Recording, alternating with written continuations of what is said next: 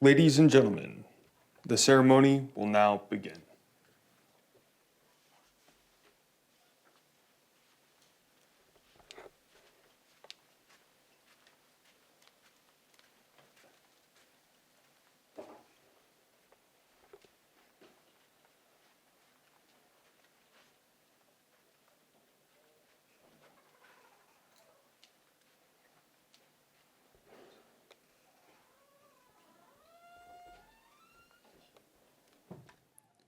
Please stand for the playing of the national anthem.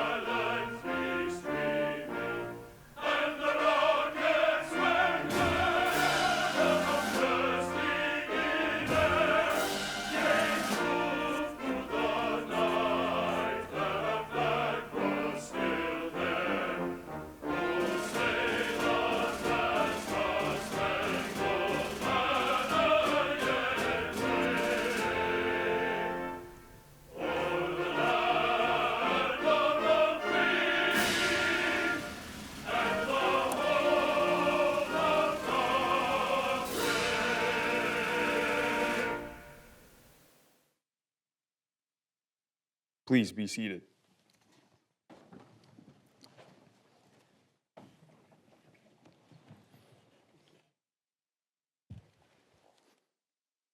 Good morning, everyone, and welcome. My name is Lisa Baldes. I'm a professor of government here at Dartmouth College, and I'm really honored to speak to you this morning. I feel a lot of nostalgia at graduation. There's something about when that tent goes up and New Hampshire kind of explodes in green. It brings me back to my own college commencement and makes me feel that kind of not wanting it to ever end feeling. I also feel a lot of nostalgia as a professor. You know, I've gotten to know our students over the 4 years that they've been here, and it's hard to say goodbye. But at this ceremony in particular, I feel nostalgia as a parent. Both of our sons have graduated from Dartmouth, and it's as a parent today that I'm going to tell you two stories. I know that I'm speaking to Army families today, but today I'm going to speak to you as a Marine Corps mom, so please forgive me. 9 years ago, I was sitting where you are sitting. In 2015, our son Joe Carey graduated from Dartmouth, and he commissioned as a second lieutenant in the Marine Corps. Joe is now a captain. He flies Ospreys, and he's stationed at Miramar in San Diego. He has had an incredible experience in the military. He's thriving. He loves it. And it's difficult, really, to express how proud I am of him. In a few moments, you parents will come on stage, and you will pin those bars on your cadet's shoulders, and it is a moment you will never forget. But as a Marine mom, I've had to face some fears. For a while after Joe joined the Marines, I couldn't read the newspaper. I couldn't watch the news, with all due respect to our esteemed guest. I would envision every conflict as a place where Joe might get sent. Now, this is not an insignificant problem, given that I am a political scientist. My career depends on knowing what's going on in the world, but there are days that I would prefer Joe to be in a nice cubicle somewhere typing on a laptop. When Joe left for his first deployment, I was a wreck, but I tried to focus my fears on something positive, and that something positive was care packages. I had a whole system. Our living room became a staging area. We had APO, FPO, flat rate priority mailboxes, packing tape, and a warehouse of items that I would gather every time I left the house. Command hooks, chapstick, electrolyte powder, mint Milanos, beef jerky, socks, Cheetos. I mailed a box to Joe every week of his 6-month deployment. Now, we were in touch with Joe by email, and he always thanked me for the boxes, but he never seemed to say what he liked and what he didn't like. Apparently the peanut butter was a big hit, This was during COVID, and they would put those little packets of peanut butter out for them, and they were always running out, so he appreciated the peanut butter. But also, the other response I got from him was for the mandarin oranges. Also on COVID, they had trouble getting supplied, and there were several months when all they had was mandarin oranges, so that was not an appreciated gift. The hardest part of my care package routine was going to the post office. I would stand in line and I'd just start crying. And I'd cry the whole time. Now, if you guys have been to Hanover Post Office, you know Greg and Tammy, they're really nice. And they would just kind of take over. They would just take care of things. And those moments in the post office are when I felt most aware of how far away Joe was. And I suspect that this mix of pride and fear is familiar to you, the families. The thing is, Joe is teaching me how to confront these fears. He's teaching me to see the challenges he faces the way he does, as opportunities to be embraced. He's on a deployment now, and all I can think is South China Sea. And I want to hide under the covers, and Joe says he thinks South China Sea, and he's like, let's go. So my son is teaching me to be curious, to be brave, and to embrace the things that scare me, and I suspect that your sons are teaching you this as well. The second story I want to tell you today is for you two, the cadets, David and Brian. And I'm speaking to you here as a professor. We see you in your uniforms on campus, but you are generally pretty quiet about the training that you do. You don't boast about it, but I want you to know that you've had a big impact at Dartmouth during your time here with ROTC. I'm going to give you an example that's about one of our military vets who was at Dartmouth. Colson Sutherland was a 22. He took a class with me. He was an Air Force veteran whose MOS was guarding nuclear installations. The class he took with me, we were studying the nuclear freeze movement, which was a global effort in the 70s and 80s to halt the testing, production, and deployment of nuclear weapons. And on one of the slides that I show on this lecture that I give, I show a picture of an organization called the Greenham Common Women. They were a bunch of British housewives who staged a protest at a nuclear installation in England for years, decades. Their most famous protest, when I showed a slide of this, was when they broke into the fence surrounding the nuclear facility and they danced on top of the silo. And Colson looked at that slide and he very quietly said, someone didn't do their job that day. And it was a small moment, but it was really illustrative for me. Colson's comment stopped me in my tracks. I'd never thought about it from the perspective of what it means to guard nuclear weapons installations. I'd never thought about it before, but I started to see things differently because of his experience in the military. And that's just one detail about how much I've learned from our vets and from our students in ROTC over the years. But Colson's impact on the class went beyond his unique perspective on US foreign policy. Colson treated our class like it was his squadron. He treated everybody like members of his team. He was the one that came to class and checked in with everybody. How are you doing? How are things going? He listened to them and he pushed them. When they had comments, he pushed them to defend their arguments more strenuously than they would have otherwise. This is a small demonstration of the kind of leadership for which you two have been trained. Here at Dartmouth, you've demonstrated this leadership in your classes, on your teams, in the organizations you're part of, and soon you will be officers and you will deploy, and you'll be responsible for training your soldiers and caring for them under extremely difficult circumstances. You'll need to push them hard, keep them motivated, and advocate them and protect them when they make mistakes. Knowing that David and Brian have chosen to serve the United States military gives me a great deal of confidence in that institution. To David's family and to Brian's family, I thank you for trusting us with your children. Thank you for supporting them as they prepare to take on the responsibility of serving our country. I'm honored to welcome you into the community of Dartmouth military families. And to David and Brian, thank you for the impact you've had on the Dartmouth campus. Thank you for your commitment you are making to leading your soldiers and to protecting our nation. I welcome you into the long and proud history of Dartmouth graduates who have served in the United States military. And now I would like to welcome Captain Cresawati to the podium. Thank you.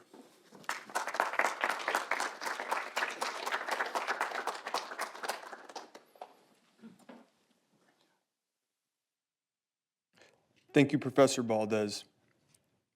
Good morning and welcome again to the Dartmouth College Army ROTC commissioning ceremony for 2024. I'm Captain Cresawati, the military science instructor and one of 3 cadre assigned here at Dartmouth. I'm your student's active duty instructor.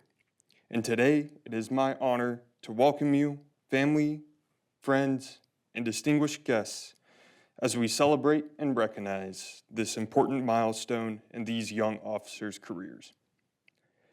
As we gather to recognize these students, I want to take a moment to highlight the long-standing relationship amongst Dartmouth College and the United States military. This relationship predates the American Revolution, where Dartmouth faculty and students joined the Continental Army supporting the cause for freedom and independence. One of the most recognizable Dartmouth alumni being Colonel retired Sylvanus Thayer. Sylvanus Thayer graduated from Dartmouth in 1807 and commissioned into the Army in 1808. He went on to become the superintendent of West Point and later called the father of the military academy due to the traditions and policies he instilled. Sylvanus Thayer continued his vision for academic excellence with a generous donation to Dartmouth College to establish the Thayer School of Engineering. Dartmouth leaders have continuously volunteered to serve and have led soldiers through every major conflict in American history. A tradition continuing today as we commission 2 more Army officers, David Appleton and Brian Zhang. These cadets you see here in front of you, they've completed the rigorous demands of the Dartmouth education and demanding military training throughout their years here on campus. This includes yearly fall and spring 4-day field training exercises at varying sites across New England. These students completed cadet summer training at Fort Knox, Kentucky over the summer between their junior and senior years. Throughout these events, they learned leadership, basic military skills, and tactics that have prepared them for the day they will soon lead American soldiers. Cadet Appleton served as our detachment company commander for this past year. He simultaneously completed in varsity track and is graduating a distinguished military graduate. This means he finished in the top 20% of all commissioning lieutenants throughout all ROTC programs nationwide. He will commission as an active duty field artillery officer and attend the Field Artillery Basic Officer Leader course in Fort Sill, Oklahoma this fall. Cadet Zhang served as our Cadet Battalion S3, or Operations Officer. He is also graduating as a distinguished military graduate and commission as an active duty field artillery and attend Field Artillery Basic Officer course in Fort Sill, Oklahoma this fall, with a short stop at Fort Knox, Kentucky to help train those cadets going through summer training, just like they did last year. It has been my distinct pleasure to have been your cadre this past year. Lieutenant Short and I know you will each have a successful career, however long you choose to make that, and that your future soldiers will be in good hands. We will now proceed with the commissioning ceremony by reading the promotion orders. At this time, I ask that the friends and family who will be conducting the pinning of rank please come forward and stand behind your respective cadet.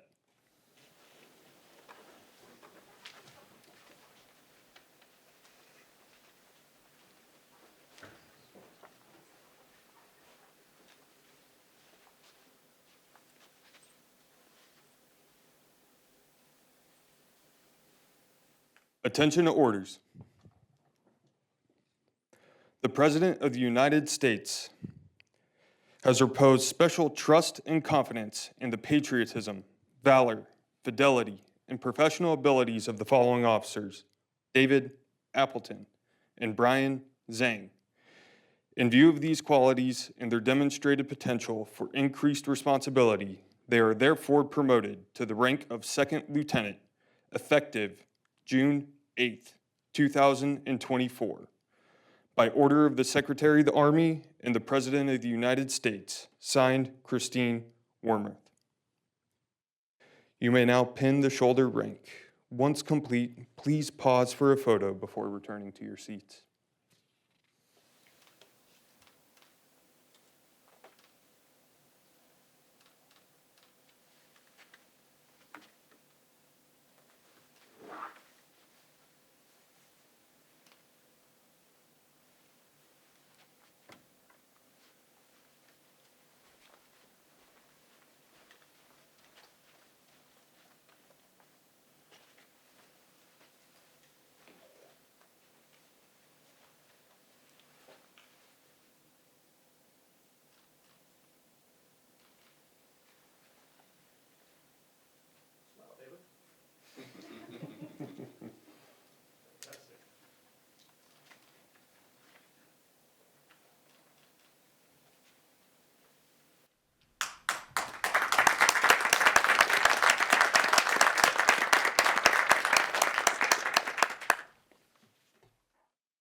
Please be seated.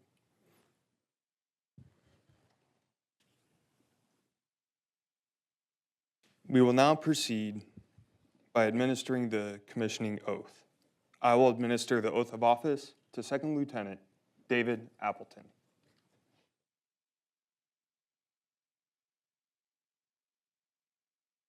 Raise your right hand, repeat after me. I state your name, I, David Appleton, having been appointed an officer having been appointed an officer in the Army of the United States, in the Army of the United States, do solemnly swear do solemnly swear to support and defend to support and defend the Constitution of the United States the Constitution of the United States against all enemies, against all enemies, foreign and domestic, foreign and domestic, that I will bear true faith that I will bear true faith and allegiance to the same, and allegiance to the same, that I take this obligation freely that I take this obligation freely without any mental reservation without any mental reservation or purpose of evasion, or purpose of evasion, and that I will well and faithfully and that I will well and faithfully discharge the duties discharge the duties of the office of the office of which I'm about to enter. of which I'm about to enter. So help me God. So help me God. Thank you, sir.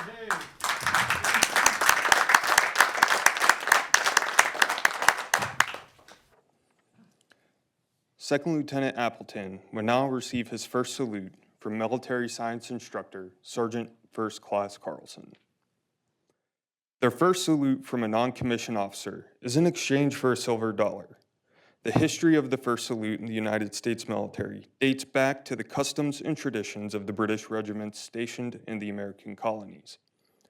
Newly commissioned British officers were assigned an enlisted soldier to train them, teach them the regiment's history and traditions, and ensure that their equipment met appropriate standards. Grateful lieutenants often expressed their heartfelt gratitude by informally compensating the soldier with a small sum of money. This custom continued to grow within British military and newly formed American units. American second lieutenants in 1816 received a monthly base pay of $25, a $3 ration allowance, and $1 for an enlisted advisor. The advisor's pay was later discontinued, but the responsibility for teaching the newly commissioned officers carried on. And the present-day tradition is thought to have its roots in this relationship. Authorized by Congress on April 2nd, 1792, the silver dollar is the only dollar given in exchange for the first salute. This coin should represent more than just a dollar in currency. To every new officer, it has a special significance. It represents the symbolic receipt of respect due to a newly earned rank and position. It importantly signifies a deep sense of gratitude for the knowledge of the non-commissioned officers have passed on to them during training. It is a sign of mutual respect, an acknowledgement from one professional to another, saying, "Welcome to our service and welcome to the profession of arms." I will now administer the oath of office to Second Lieutenant Zhang.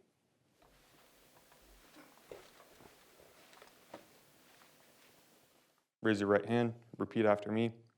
I state your name, I, Brian Zhang, having been appointed an officer having been appointed an officer in the Army of the United States, in the Army of the United States, do solemnly swear do solemnly swear to support and defend to support and defend the Constitution of the United States the Constitution of the United States against all enemies, against all enemies, foreign and domestic, foreign and domestic, that I will bear true faith that I will bear true faith and allegiance to the same, and allegiance to the same, and that I take this obligation freely and that I take this obligation freely without any mental reservation without any mental reservation or purpose of evasion, or purpose of evasion, and that I will well and faithfully and that I will well and faithfully discharge the duties discharge the duties of the office of the office of which I'm about to enter. of which I'm about to enter. So help me God. So help me God.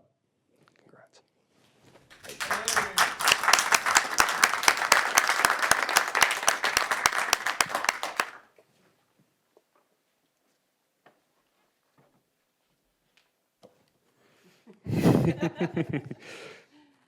Second Lieutenant Zhang will now receive his first salute from Sergeant First Class Carlson.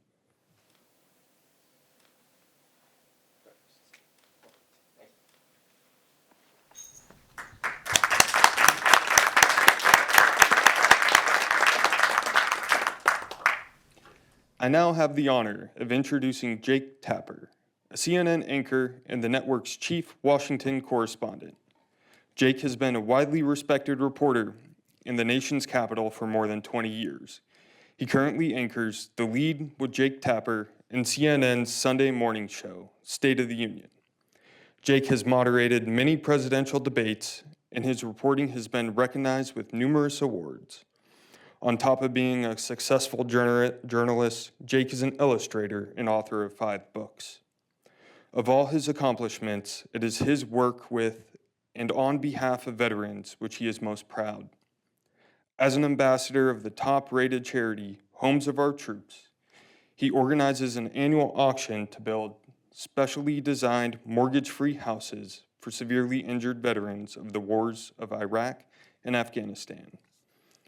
Jake is a member of Dartmouth's Board of Trustees, and he graduated magna cum laude and Phi Beta Kappa from Dartmouth College in 1991. Please join me in welcoming Jake Tapper.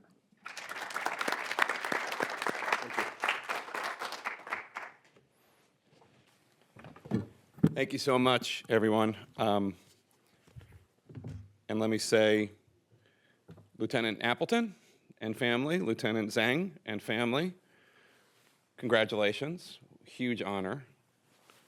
Members of the class of 2024 who are here, faculty, students, and guests. It was 80 years and 2 days ago that more than 150,000 such men, brave service members, stormed the beaches and parachuted behind enemy lines in Normandy, France. And if you'll permit me a moment to remember some of them who walked on this campus. Among them were Lieutenant Richard Adam Kirsting, class of 1942. He enlisted in the Army during his senior year, April 1942. His unit landed on Omaha Beach on June 10th. According to the Philadelphia Inquirer, 1 day later, on June 11th, near the broken Normandy village of Cavigny, during an American southward drive to St. Lo, 2 combat engineers appeared at a medical aid station with 34 Nazi prisoners between them, Nazi soldier prisoners. 9 more lay dead in the wrecked houses and the rubble-covered streets behind them. The German platoon headquarters, a virtual fortress, was wrecked by the Americans. The senior Nazi officer turned to one of his captors and in good English said, "You're mighty lucky to get away with this, you so-and-so," and proceeded to curse him. And Lieutenant Richard Kersling of Oxford, Ohio, Dartmouth class of 1942, this is, I'm quoting the Philadelphia Inquirer here, fetched the arrogant Hitlerite a swift kick in the seat of his breeches, a fitting conclusion to one of the most dramatic incidents of the war thus far in France. But Lieutenant Kirsting was killed a few days later when he stepped on a landmine. Also among them was Alanson P. Stevens III, class of 1957. In 1943, on his 18th birthday, before he came to Dartmouth, he enlisted in the U.S. Army, and a year later he was a machine gunner in the infantry, part of the D-Day invasion, also on Omaha Beach. He fought in 5 campaigns, including the Battle of the Bulge. After the war, he entered Dartmouth as a freshman on the GI Bill at the age of 28. He had a wife and 3 kids as a freshman. He majored in German, belonged to Sigma Chi, played in the Barbary Coast. He ultimately became a language professor at Phillips Andover Academy. Also among them was Nelson Bryant, class of 46. According to Nelson, quote, "We jumped into Normandy the night before D-Day. In the moonlight, I see I'm coming down on a barn roof. I said, Jesus Christ, the chute is going to collapse and I'm going to fall 40 feet to the ground. I grabbed the shroud line. Now I'm looking at a large apple tree. I crossed my legs to save my balls and I hit the tree and it just went crack, crack, crack, and I landed standing up. My job was to gather the company together. The invasion was behind us. We couldn't see them for days. After the war, I decided I'd go back to college. They had the GI Bill, everything paid for." Their general, the general of Bryant and Kersling and Stevens, had told them, quote, "The eyes of the world are upon you." He had also warned them that their task would not be an easy one. "Your enemy is well trained," Eisenhower said, "well equipped and battle-hardened. He will fight savagely." That letter was well known. It was delivered to everybody the morning of June 6, 1944. One less well known is another letter that Eisenhower wrote. It's a speech he never delivered, which anticipated disaster. He carried it around in his pocket. It said, quote, "Our landings in the Cherbourg Havre area have failed to gather a satisfactory foothold, and I have withdrawn the troops," Eisenhower wrote. My decision to attack, Eisenhower had originally written, because you can see the handwritten letter, he had originally written this particular operation. He crossed it off and changed it to "my decision to attack," owning it. My decision to attack at this time and place was based on the best information available. The troops, the air, and the Navy did all that bravery and devotion to duty could do. If any blame or fault attaches to the attempt, it is mine alone. And General Eisenhower underlined, "mine alone." Thankfully, he never had to deliver the speech. I've covered a lot of leaders in politics, and the military, and business, and academia. And let me tell you, that kind of preemptive willingness to accept the blame and the responsibility is rare. But it was not rare of that generation, the greatest generation. What are we going to call your generation? You've already been hit by things that I didn't have to go through when I was a student here.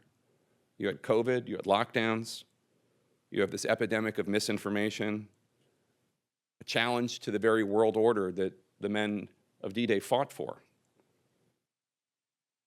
When you were taking your oath, I was thinking about the fact that you were swearing to protect the country from enemies, foreign and domestic. And often when I'm asked about whether I'm worried about this democracy, I say that I am, but I say just keep an eye on the military, because that's the last line of defense. Those are the ones we expect and demand honor of, and those are the ones who join because of that honor, not for glory, not for money, not for fame. So keep your eye on the military. Are they standing true to their word? And as long as they are, we're going to be okay. James Wright, who we all miss, I know, in his commencement address to the class of 2005, a class forged in the horrors of 9/11, horrors that I don't think you were alive for. Man, that's trippy. James Wright said he remembered the greatest generation. He remembered them coming back from the war, so young still, and yet the innocence of youth was gone from them prematurely. Their legacy, though, may be less a result of their remarkable courage and sacrifice, and more that they did not respond to history's heavy demand upon them by subsequently withdrawing into lives of cynicism and bitterness. They surely did not seek the task that they had taken on, but they did not turn away from it. And that, finally, is all that we can ask of any generation. I look at you two, and I think of the thought that so many before me have said, where do we get such young people? How are we so lucky in this country that we have an Appleton and a Zhang before us? So impressive and so selfless that they are about to go to Oklahoma to report for duty. Go forward in the spirit of the men who preceded you, the men whose names I gave you before. Kirsting, class of 1942. Stevens, class of 1957. Bryant, class of 1946. Go forward and continue to make us all proud.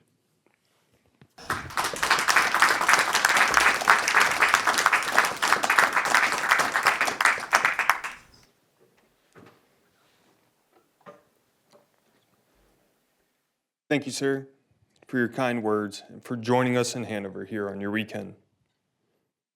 At this time, please stand for the singing of the Army song.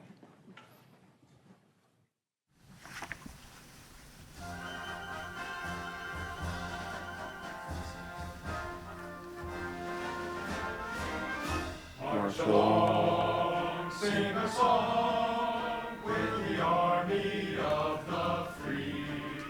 Count the brave, count the true, who have fought to victory.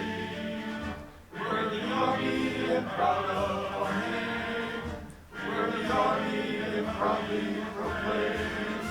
First to fight for the right and to build the nation's might, and the army goes rolling along. Proud of all we have done, fighting till the battle's won, and the army goes rolling along. And it's hi, hi, hey, the army's on its way.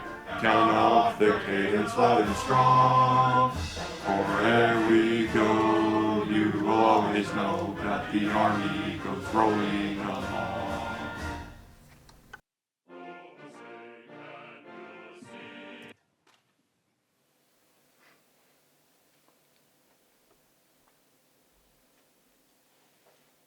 Ladies and gentlemen, I present to you the Dartmouth class of 2024 United States Army Second Lieutenants. All right.